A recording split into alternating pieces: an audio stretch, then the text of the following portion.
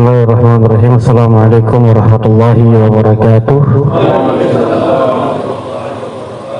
Bismillah, alhamdulillah, wassalatu wassalamu ala rasulillah Sayyidina Maulana Muhammad ibn Abdullah wa ala alihi wa sahbihi wa man walah wa la hawla wa la quwwata illa billah.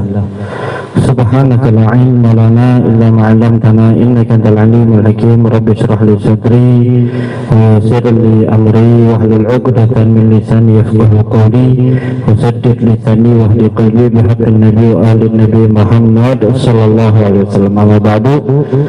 Masyaallah hadirin rahimakumullah, sebelum kita mulai kajian kita, mari sama-sama kita hadirkan niat taklim kita agar apa yang menjadi fadilah dan faedah serta pahala menuntut ilmu Allah berikan kepada kita. Amin ya rabbal alamin. Bismillahirrahmanirrahim.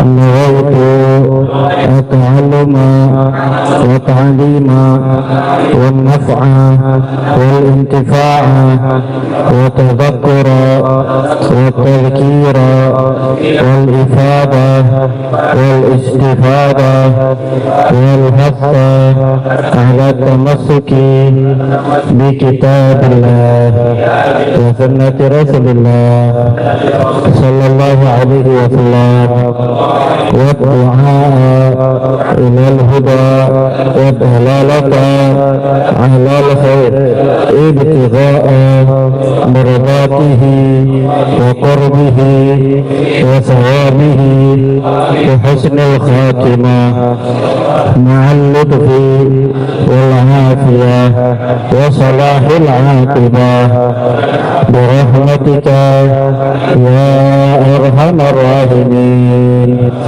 Allahumma salli ala sayyidina Muhammadin salatan tukhrijuni min dhulumatil wahmi wa tuqrimuni bi nuril fahmi wa tudihu li ma askala hatta yufhama innaka anta ta'lamu wa la a'lamu innaka anta 'allamul ghuyub.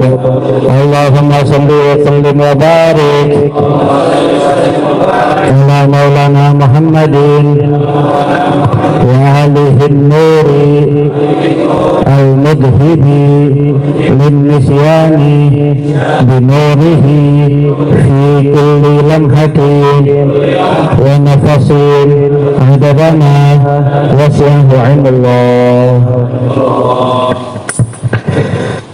Kita sudah masuk fasal tayamum, fasal tayamum.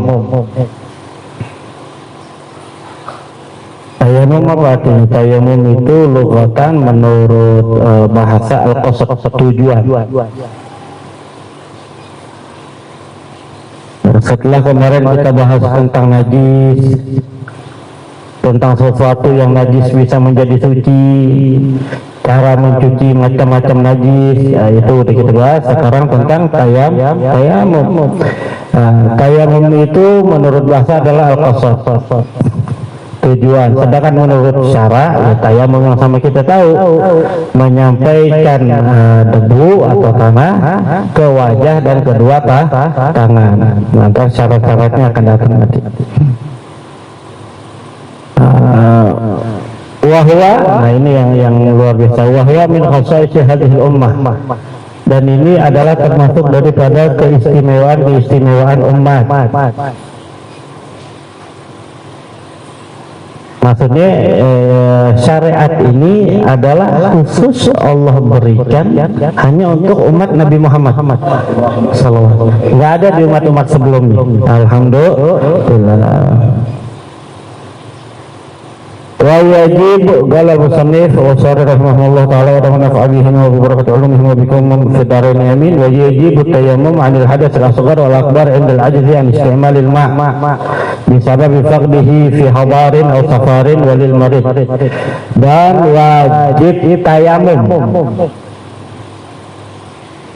dari hadas kecil dan hadas besar. Kapan? Indal ajzi, ketika lemah dari menggunakan air itu. Ketika lemah untuk menggunakan air, maka wajib kita tayamum. Lemahnya kenapa? Bisa babi fakdihi, dengan sebab ketiadaan air. Fi hadari, di hadar atau di dalam kampung apa kalau bahasa kita apa? Kalau berpergian safar. Hadar apa hadar?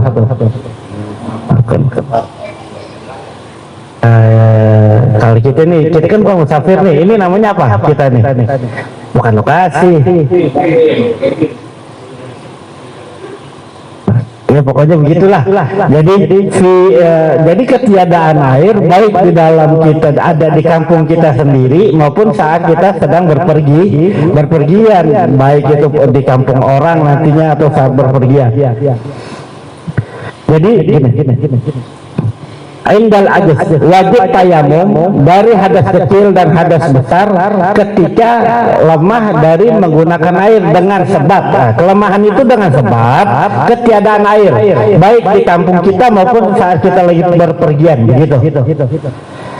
Walil marid, dan juga untuk orang yang sakit, wajib dia tayamum. Nanti syarat-syaratnya sakit yang gimana dia wajib tayamum. Qala Imam Nawawi rahimahullah taala, bahwa wajib fi hal. Artinya hukum tayamum itu wajibnya itu pada saat itu, pada saat keadaan itu gitu.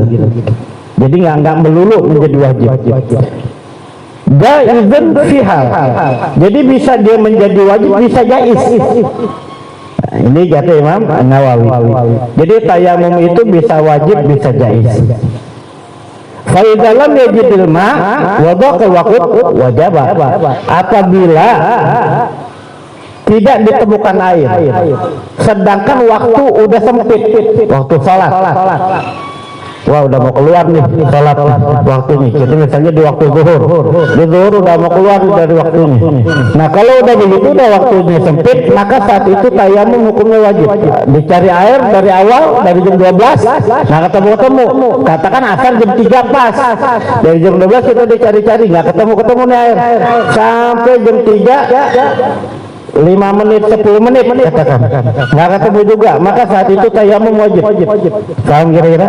Nah, wa idza wajada ma bi aksari min samanin misli jaza tayamum wala yajib. Apabila didapatkan air bi aksari min samanin misli, dengan harga yang lebih mahal. Air ada orang yang jualan air, tapi harganya lebih mahal dari biasanya. Jaza tayamum boleh yajib. Saat itu dia jaza tayamum, boleh tayamum, dan dia nggak wajib tayamum pada saat itu hukumnya. Paham ya kira-kira?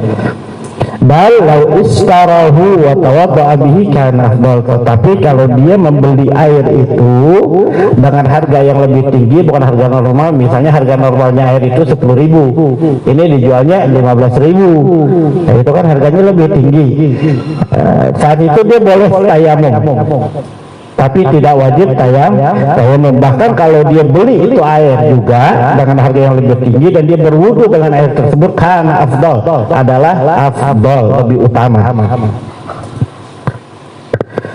Wa kadza law lam yajidul ma wa ana nafilatan aw fardatan fi awwal waqt. Dan begitu juga kalau tidak didapatkannya air dan dia ingin sholat sunnah atau ingin sholat sunnah di awal waktu, dia ingin sholat sunnah atau dia ingin sholat wajib di awal waktu, dan tayamum malam wajib, pada saat itu hukum tayamumnya jaiz. Paham ya? Jaiz. Jadi ingat, ini kenapa dibahas ini? Karena kita sedang berbicara tentang hukumnya tayamum. Hukumnya tayamum adalah wajib dari hadas kecil maupun hadas besar. Kapan wajibnya? Ketika dia tidak bisa menggunakan air dengan sebab airnya nggak ada. Paham? Itu menjadi wajib. Tapi kapan waktu itu menjadi jaiz hukumnya. Kalau dia mau sholat sunnah, atau kalau dia mau sholat fardu di awal waktu, atau ada air, tapi harganya lebih mahal, itu boleh. Paham kira-kira? Walil marid, dan begitu juga untuk orang yang sakit.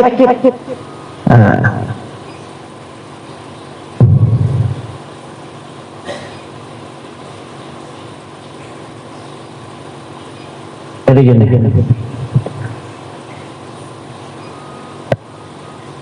Wah, ini dalil-dalilnya. Jadi faqdul ma' wal marad, ketiadaan air dan sakit itu, pertama faqdul ma' hissan, ketiadaan air secara kasat mata.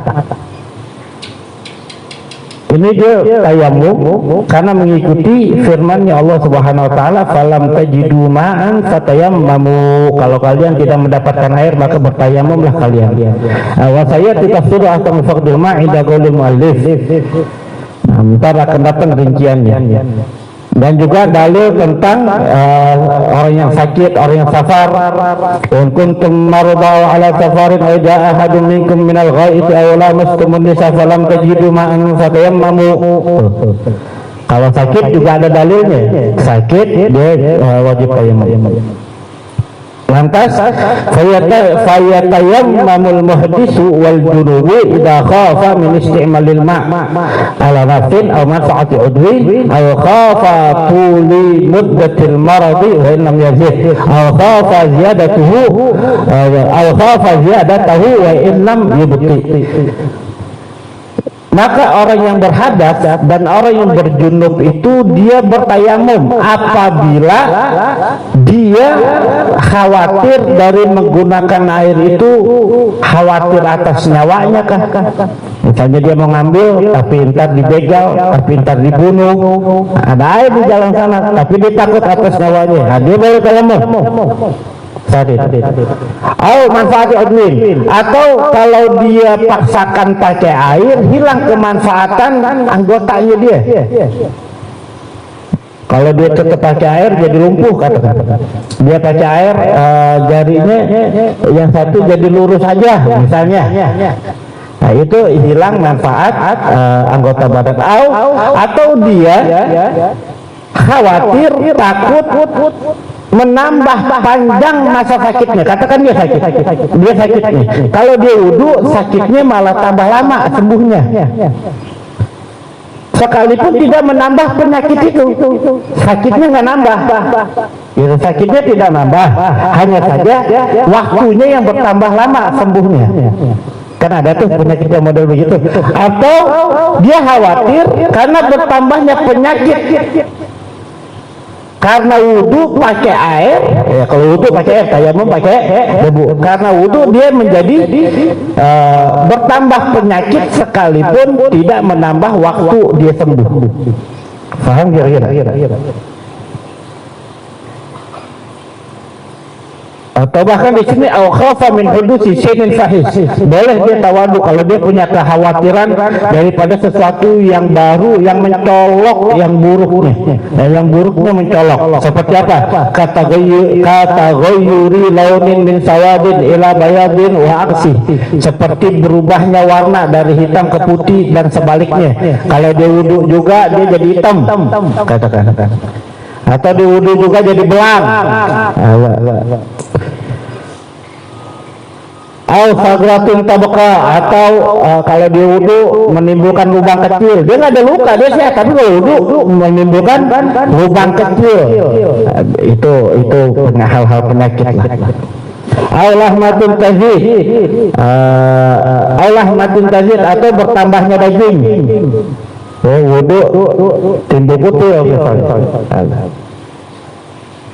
lakin yustaratu fi huduthi syai'il fahish an yakuna fi udwin yabdu ghaliban indal mihna. Cuman ini ada tapinya nih, lempengan yang ini nih, lempengan dia ada kekhawatiran hudutsu syai'in fahish apa timbulnya sesuatu yang buruk yang mencolok.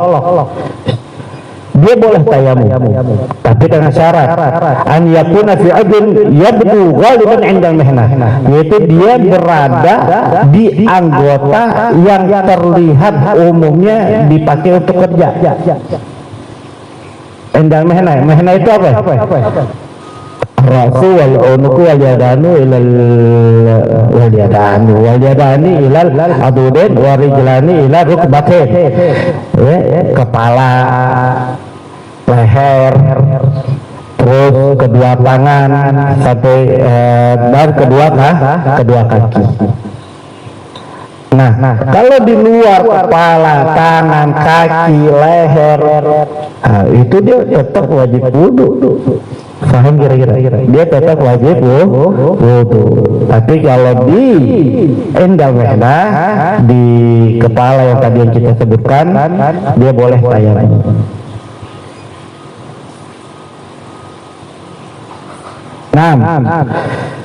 Wa idza kana fi badanihi jirahatun yadurru bihal ma. Dan apabila adalah di badannya itu ada luka, yadurru bihal ma, yang bahaya dengannya itu luka air. Artinya gini, dia kalau kena air nambah parah, dia punya luka nih, habis jatuh dari motor. Kalau bahasa kena air tambah nyenyeh, iya. Atau jahitan jadi copot, suruh dokter jangan kena air dulu. Nah, ini gimana? Wasalah sahih. Wa tayammum 'anil jari fi wajhi wal yadayn wa yakunu tayammum waqta ghuslil 'alim. Dia basuh dulu yang sehat. Dia basuh wudu maksudnya. Dia basuh yang sehat. Setelah itu dia tayamum. Dia tayamum dari yang luka tersebut di muka dan di kedua tangan. Wa yakunu tayammum waqta ghuslil 'alim, dan terjadinya tayamum itu kapan? Ketika membasuh yang sakit. Gimana keterangannya? Keterangannya begini. Ini perhatian, ini pelajaran manfaat banget. Insya Allah entah kita menauzubillah sallallahu alaihi wasallam, misalnya ada orang ini bisa kita kasih tahu caranya. Jadi kalau ada orang punya luka atau nanti diperban, di sini ada pembahasan perban. Jadi gini, yajibu alaihi an la yantaqil an udwin alilin hatta yukmilahu ghuslan wa tayammuman wa masan lisatir in wujida. Contoh, luka di tangan, luka di tangan. Ini nggak boleh kena air. Kita wudu tuh, wudu. Nanti pas tangan basuh yang sehat, basuh yang sehat. Setelah basuh yang sehat, tayamum. Jadi bukan habisin dulu baru tayamum, nggak boleh. Tayamum tuh. Jadi makanya di sini kan wayakun tayamum waqta ghuslil 'alim. Terjadinya waktu tayamum itu kapan? Ketika membasuh yang sakit. Di sini yajibu alaihi an la yantaqila an udwin 'alilin hatta yukmilahu ghuslan. Enggak wajib atasnya untuk tidak berpindah dari anggota yang sakit, anggota tubuh yang sakit sampai ia menyempurnakan basuhannya. Dan dia menyempurnakan tayamumnya. Dan menyapu lisatir perban, kalau kita katakan perban. Ini tidak. Kalau ada perban, kalau nggak ada ya udah, cukup dia sempurnakan basuhannya dan tayamumnya, baru dia boleh pindah ke kepala. Kan tadi lukanya di mana? Tangan. Pertama itu kan muka, tangan, basuh kepala. Ini luka di tangan. Maka pertama kita wudu, habis wudu kita basuh yang sehat, dan kena air tuh. Jangan kenain air basuh yang sehat. Setelah basuh yang sehat kita tayamum. Wah, gitu tayamum.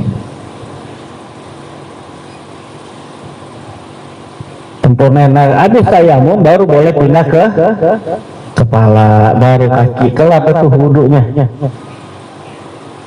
Berapa banyak di antara kita?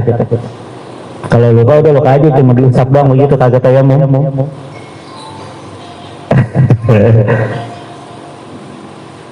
Wa yajibu mashul jabirata bil ma'i idza lam yumkin ikhrajuha.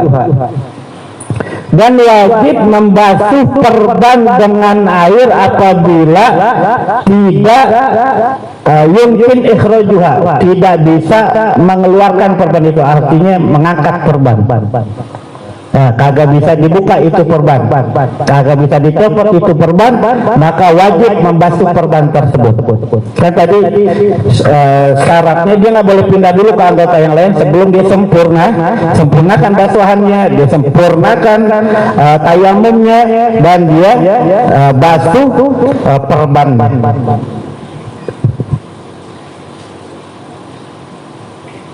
Jadi gini, misalnya dalik, contohnya anjakuna ala liat jabiratan. Jadi di tanganku ada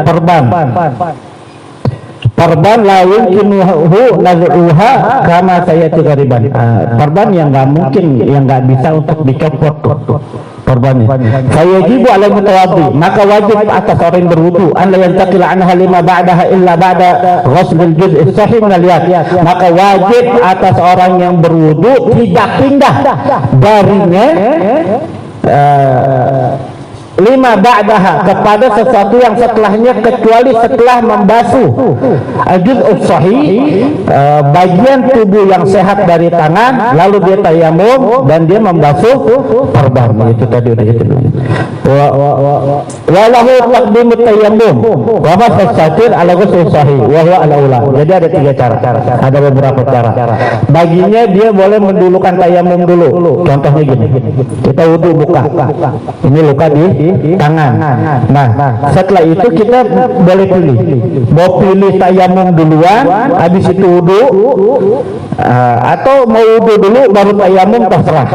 Itu boleh pilih. Cuman yang afdal tayamum dulu, mengedepankan tayamum baru habis itu wudu. Agar apa? Ini sebentar. Kenapa dahulukan tayamum dulu daripada wudu? Begitu juga kayak mandi, idakana junuban, dan apabila adalah orang yang junub qaddama masya'a min ghusli sahih atau tayamum, terserah dia mau tayamum duluan atau membasuh yang sehat duluan. Kenapa? Karena nggak boleh, nggak tertib. Jadi kalau tayamum itu gimana? Kalau orang yang junub, bukan yang guling-guling ya. Nanti junub terus guling-guling di kali. Mandi abu, kagak. Tayamum itu anggotanya cuma 2, muka sama muka sama wajah, muka sama kedua tangan. Nah, kenapa lebih afdal tayamum dulu? Liyuzilal ma'u asar turab, agar menghilangkan air itu bekas debu. Gitu.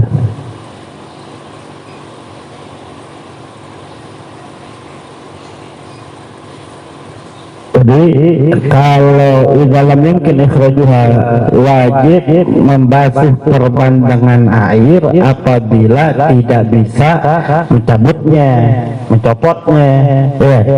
Kalau dalam kitab Tufat wajib. Kalau seandainya dia bisa dicopot ini perban, nggak ada bahayanya. Gitu, dia hanya untuk melindungi kotoran dan lain-lain, bisa dicopot, maka wajib dicopot perban tersebut. Ini masalah lumayan panjang. Cuma sebelum itu Anda mau pastiin kira-kira paham nggak tadi yang telah disebut? Untuk doang kayaknya. Paham betul. Kalau nggak paham tanya deh, coba biar diulangin lagi. Paham semuanya? Jadi kalau gitu Ane nggak perlu tambahin dulu. Kalau paham tadi Ane mau terusin, tapi Ane lihat masih belum ada yang paham, malu untuk jawab nggak pahamnya, Ane tutup di sini biar nanti buat perenungan aja. Ya, sayang ilmu yang udah ente hadirin di sini hanya menjadi sia-sia belaka. Ane harap ente buat renungan. Kalau emang jangan pernah malu, lah hayo fiddin, nggak boleh malu dalam hal agama. Tapi kalau paham alhamdulillah, nggak paham tanya pedal enak, karena masalah ini bukan masalah yang remeh. Wallahu a'lam bishawab, wabil fitna ilma warzuqna fahman. Amin. Insyaallah minggu depan kita akan bahas tentang hukum-hukum korban. Nah, jadi biar fokus lagi hukum korban, gimana betul korban, ada korban itu ntar sholatnya dikodo apa enggak, tayamumnya gimana, itu ntar insyaallah di minggu depan bila panjang umur sehat afiat nggak ada uzur. Nah, kepada ini kita minta untuk memimpin zikir jalalah gini goib mulu goib. Ayo satu. La ilaha illallah al-mawjud fi kulli zaman. La ilaha illallah al-ma'bud fi kulli makan. La ilaha illallah al-madhkur bi kulli lisan.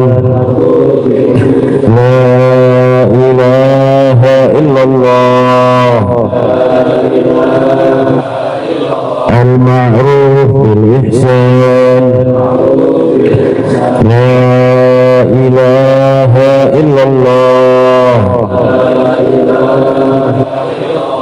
kulla yawmin huwa fi shan. La ilaha illallah al-aman al-aman min zawalil iman wa min fitnati syaitan wa qadim al-ihsan. Kam laka alayna min ihsan ihsanuka al-qadim ya hannan ya mannan ya rahim ya rahman ya ghafur ya ghaffar اغفر لنا وارحمنا وأنت خير الراحمين. وصلى الله على سيدنا محمد وآله وصحبه وسلم. والحمد لله رب العالمين. الحمد لله على نعمة الله، الحمد لله على بركة الله، الحمد لله حمدا يوافي نعمه ويكافئ مزيده. والحمد لله رب العالمين. يا رسول الله سلام عليك يا رفيع الشهداء والدرج. يا رسول الله سلام عليك يا رفيع الشهداء والدرج. يا رسول الله سلام عليك يا رفيع الشهداء